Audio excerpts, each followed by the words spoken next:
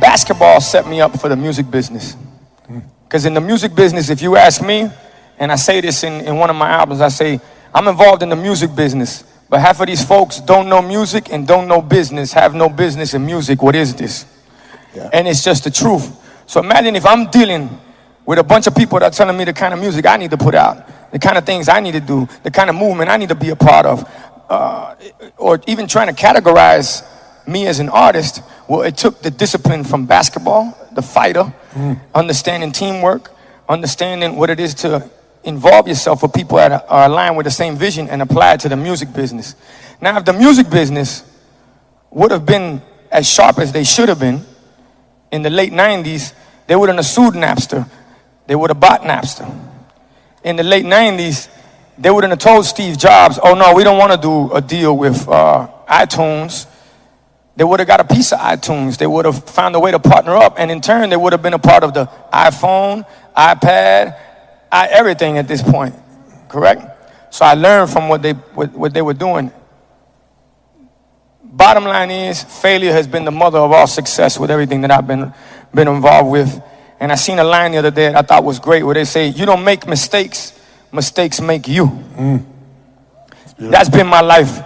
That's all I've done. If you learn from them, what you have. You have to learn from them. Yeah. And I've learned from the worst, but listen to the best. Figure out that riddle and figure out success, and that's why I'm on stage right now with Tony.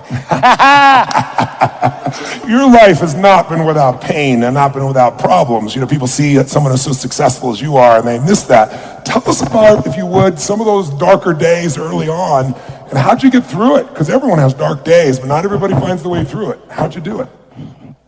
Well, at first I didn't really understand the life that I was living. What I mean by that, I thought it was just everybody's normal. As you start to grow, you look back and you go, wow, wait a second. I was going through things at 5, 6 years old that I shouldn't have been going through. But I thank God for that. And I thank God for those experiences, because it wouldn't have built the character to be able to be on the stage and have this conversation. Yes. So things such as I grew up around, and this isn't nothing about being a victim, it's just me being real with y'all. And hopefully you guys take it, motivate yourself, inspire yourself. And I'm hoping one way or another it helps you with whatever path and journey you guys are trying to create. But I grew up around drugs. I grew up around abuse. I grew up around alcoholism, drug addiction. I mean, you name it. Pimps. Everything was around. But I didn't understand it. I just thought, oh, okay, that's Joseito, that's Miguelito, that's Armandito. That's just our normal. But it started to shape me. And when I mean abuse, I don't mean I was abused. Everybody in my family was abused. So you have to, abuse is a very interesting thing. It could either make you stronger or it can make you a victim. Yeah. I think it's an acquired taste. There's no middle ground. There's no gray area when it comes to that. Either you become an animal or you succumb to the system or the abuse, let's just say. So I got a chance to read everybody in my family's different plays. So my grandmother was a revolutionist and a revolutionary and a part of what went on in Cuba when Castro took over. And she was one of the first 4 women to fight with Castro in something called La Sierra Maestra, which is when they fought in the mountains. Okay? So having a grandmother that's a rebel, an aunt that is a political prisoner, because when they figured out what was going on, they couldn't write each other. They had to meet in certain spots, and nobody could see them talking, because if not, they knew what the play was, which was that Castro wasn't the right play. Right. So they started. Yeah, it was too late. So they started to figure out ways to get my mother and my aunt out, which was Operation Peter Pan. Operation Peter Pan was, basically a hustle through religion to get them out of Cuba into the United States of America. And that's how my mother came over here and my aunt. The reason that I tell you this story, because those are the women that built me.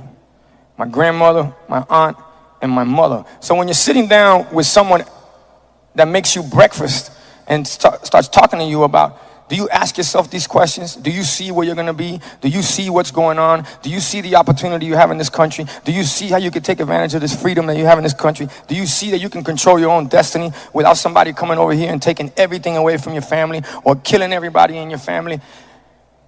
Basically letting me know, my friend, everything we went through is to roll the red carpet out for you. And whatever you think you may be going through right now is nothing compared to what we went through. That's right. Have a hand for that. Thank you.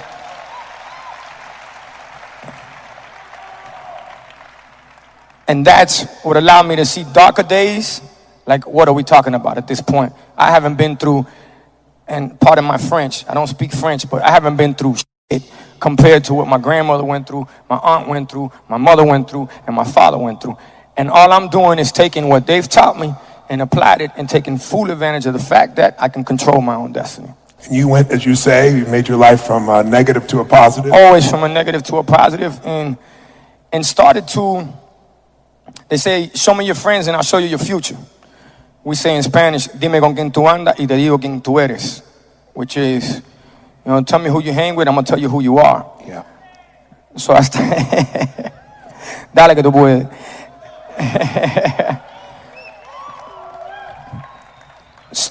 Started to envision the circles that I wanted to be in life.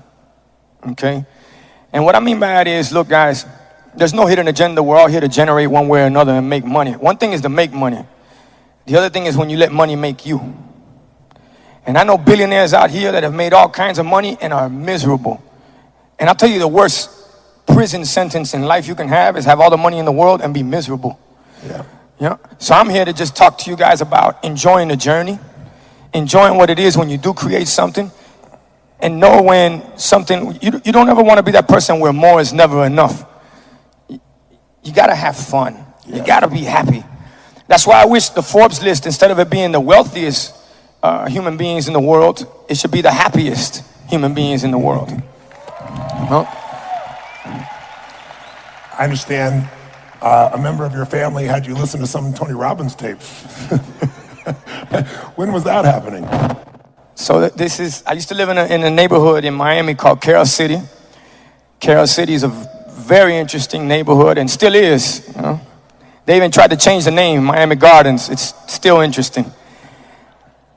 And when I'm growing up in this neighborhood, when my mother could take me to school, she'd pop in a Tony Robbins tape. Believe me, I'm going to tell you Carroll City style, the last I was trying to listen to was Tony Robbins. Okay? So I'm in the car, and it's an 82 Pinto. Got to go outside, roll the windows down, let the heat out, get the motor going. So when his tape's in there, I'm trying to listen to Two Live Crew, Poison Clan, NWA at the time. Matter of fact, from Atlanta, they had Two Hype Brothers, which is a song called Doodoo Brown back in the day. I'm trying to listen to this. So I went to go touch the radio, and my mother, anybody that knows my mother, she's a tough cookie. And she hits me, and bah! And she said, did you pay for this car? I said, no. She said, don't touch my radio then. So I would listen to Tony on the way to school, and it was subliminally getting to me one way or another. One thing is for your mother to tell you something, but one thing is when it's reassured and reconfirmed by somebody else.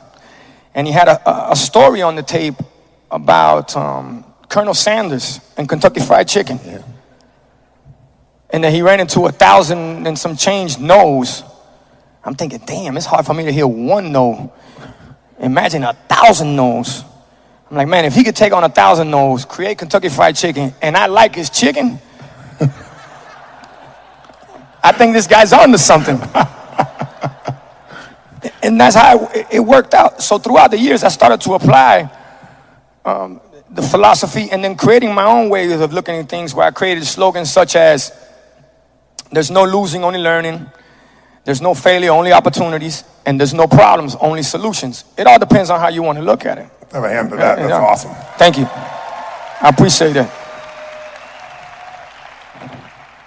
So next thing I know, I'm running into Tony. We start trading messages through certain people that put us together. So I go from the kid in Miami, Cuban kid, light skin, blue eyes, ends up in the rap game. I don't know how the fuck that happened, but either or. Okay. Ends up in the rap game. One of my mentors in the business is Little John. Happened to be a boy out there, ATL. And Luther Campbell, because I said if I want to be anything in Miami, mind you, everybody was telling me not to sign with Luke because 2 Live Crew wasn't cool at the time, and this was in the late 90s. I said, well, I want to be anything in Miami, I got to deal with the king of Miami. So fast forward, I end up getting the Hollywood Star, and Little John's there, Luke is there, and Tony's there. It goes to show you, it comes full circle.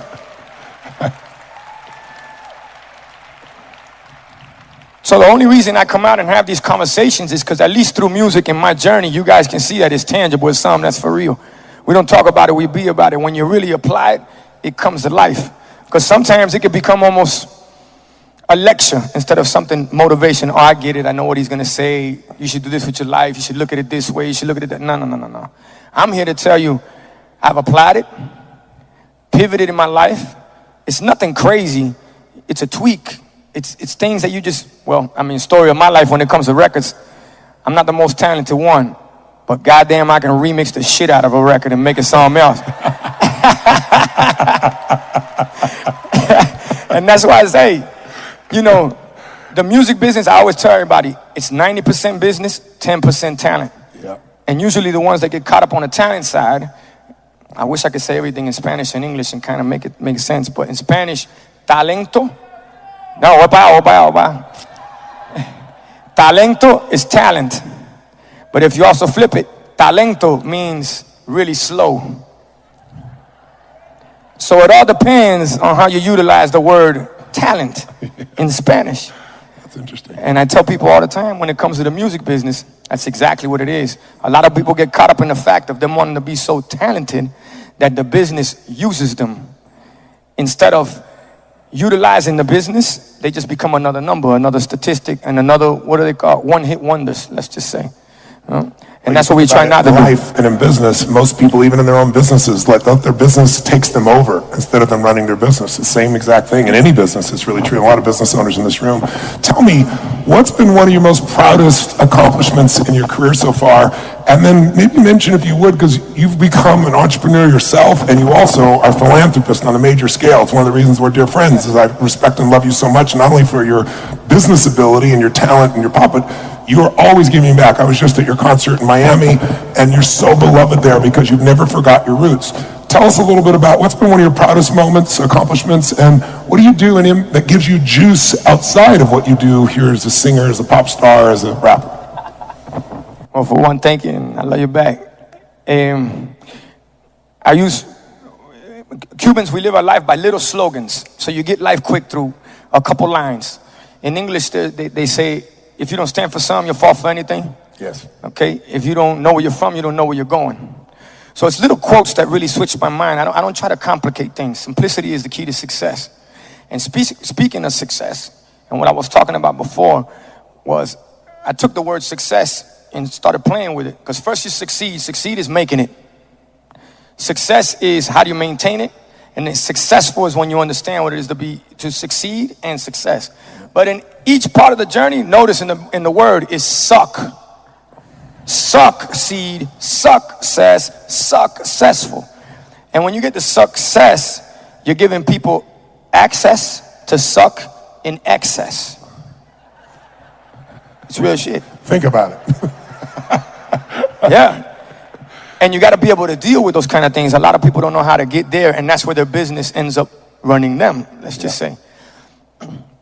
So for me, proudest moments in my career, I was at iHeartRadio Awards in Miami, and they gave me an award, and I would say my kids can't eat awards, which is just the truth. All right? I appreciate them, but not even the pawn shop's gonna take it. So just like when they gave me the key to the city of Miami, I'm like, what the fuck, does this shit really open? Am I gonna get, a tax break or something? Or, I appreciate it, I really do. But when I get this award, it was an award from kids that we were graduating in SLAM, a charter school that we've opened in Miami in one of my old neighborhoods in Little Havana. And that meant the world to me. And when I hit that stage, I got hit with such a high, I didn't even know what was going on with me. That you speak from such a place that it's passion that's in there. It's a hunger, it's a drive, it's a struggle that you let out. And it was my way of protecting these kids that everybody writes off. Nobody believes in. I was one of them. I was on tour before I went on a tour musically. I was on tour. I went to 25 schools throughout my life. Different neighborhoods, different cities, different states. So to be able to be up there representing these kids that stand for everything that I know, that I believe in, and they relate because we had the same struggle, meant the world to me. To be able to be on that stage with them and accept that award for them. Thank you. And in that same concert that you went to, which was an honor to have Tony there, jamming, having a great time, I had 2 kids that graduated, and that was my promise to them. I said, look, if you guys graduate and you stick to the books, I'll allow you to come on stage and dance at one of our concerts, which were the break dancers that came out in the middle of the show and started doing their thing. One of them happens to be one of the top break dancers in the world right now, as we speak. So to be able to see them go up there and start to live their dream, because I always say, why dream when you can live it? Just wake up. It's really that simple. It really is. Those are very, very, very proud moments for me. And the Slam School that he has, and there's a series of them now being created, is sports, leadership, and management, and they teach in a totally different way. And if you saw the school in the middle of Little Havana, which has been an area that's been blighted, that he built with his partners, it will blow you away. I was like, I would have loved to have gone to the school. It's truly extraordinary. Tell us as we wrap up before you perform, what are 2 or 3 tips that you would give people that could help them accelerate their success? You've talked about a lot of things, but what are a couple things that might take it to another level for somebody? And maybe also just from a practical perspective, one of the things that helped you go international was you rode a horse really well, which is, and I didn't know this, I was at your concert the other night, you mentioned it, you've never told me this before, but you got in the first Fast and Furious, and then you've been in every one, is that true? So tell me a little bit about what are some of the tools that can help you accelerate, and maybe tell us what role did that have in spreading your music around the world as well? Well, for one, I always tell people, patience, passion, and perseverance equals success, okay? We live in a society that is not now, it's right now. It's instant gratification, okay? Doesn't exist, guys. Does not exist. When I was around boys selling dope in the neighborhood, they always had some. They would say, dope money comes quick, leaves quicker. That's the society we're living in right now. You want to live for a slow, but a for show. Something that's it's a marathon, not a sprint, let's just say. Yeah. My number one advice to everybody here right now, because I see everybody on it, cut out the noise. And what I mean by the noise is that phone can be a lot of noise in your life. It could be a lot of noise in your life. You got to know how to access the access. There's like almost too much information that it doesn't allow you to really focus on what you want to do in your life. Yeah. And I tell people all the time, we take so many pictures now, we miss the big picture. We're so connected, we're disconnected. Yeah. We want everything so fast that we're the ones becoming slower. Yeah. Slower mentally, slower physically, slower emotionally, slower spiritually. And what you really got to figure out is, what do you want out of this journey? And that's really, I always tell people when I do business with them, I said, look, it's not about the money, it's about the journey. Because there's nothing better when you're doing business. Nobody believes in it. You can't, you won't, it will never happen. It's going to fail. Horrible idea. Then it becomes that you're the most genius thing that did it, successful at it. And what better than to trade a story with a partner like that? Do you remember when nobody would believe in it? You remember when this happened? Yeah. There's no money that can buy that. There's no price on them kind of stories. So that's what I live for. I live to be an underdog. I live to get knocked down. I live to fail. I live to trip. I live to fall. I live to slip. You know? Thank you. We're all, we live in a world where we're drowning in information and we're starving for wisdom. Correct. Right? And, we live in a place where so many people, every person I know, and I know it's true for you too, we've talked about this before, who is incredibly successful, their greatest joy is always talking about the shit times, right? Because it's like, it makes you appreciate it. Because if everything you wanted you just got instantly, you'd be bored out of your mind. It's the challenge, it's overcoming it, and it's the people that we get to interact with that make our life fulfilling, and it's where the memories come from, right? Final question, what's next for Pitbull? You've conquered the planet in your area.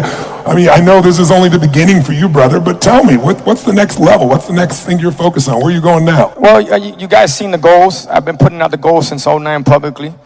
And I look forward to, we have a lot of things going on right now. I'm on tour right now with Enrique Iglesias. He's always giving us amazing opportunities. He's a great partner.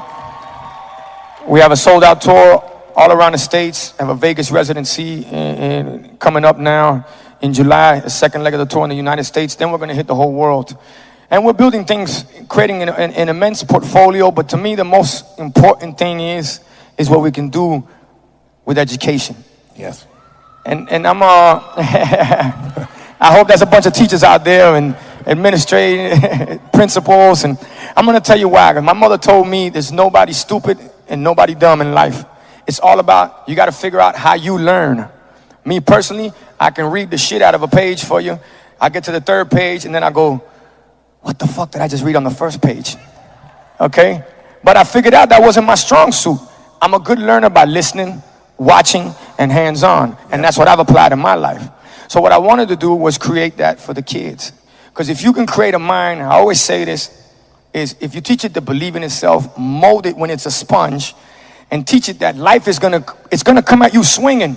It's not gonna be like mom, dad, your aunt, your grandmother, and always want the best for you.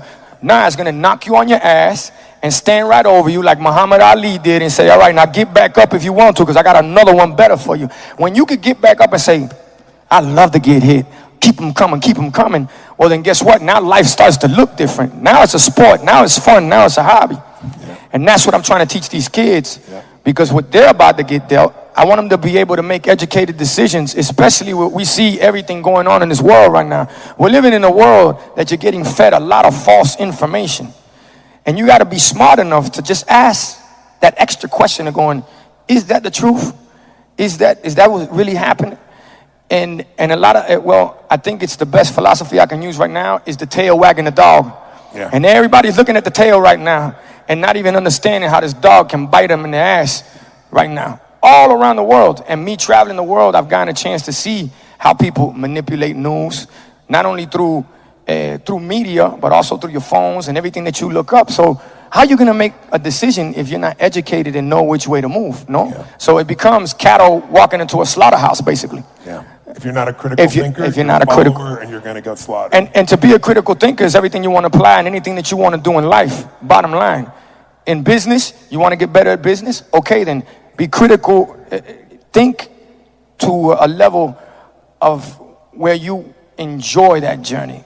Don't let it outthink you, like we were saying before, because then it's not worth it. There's no money in the world that's worth that. I've told Tony this before. I wouldn't want to be involved with $1 billion business to have $1 trillion headache. You can keep that shit. I'd rather be happy. And by the way, that's what we've all talked about tonight. Yes, sir. Brother, thank you for sharing my pleasure. Armando behind the pit bull, this beautiful soul that we all love.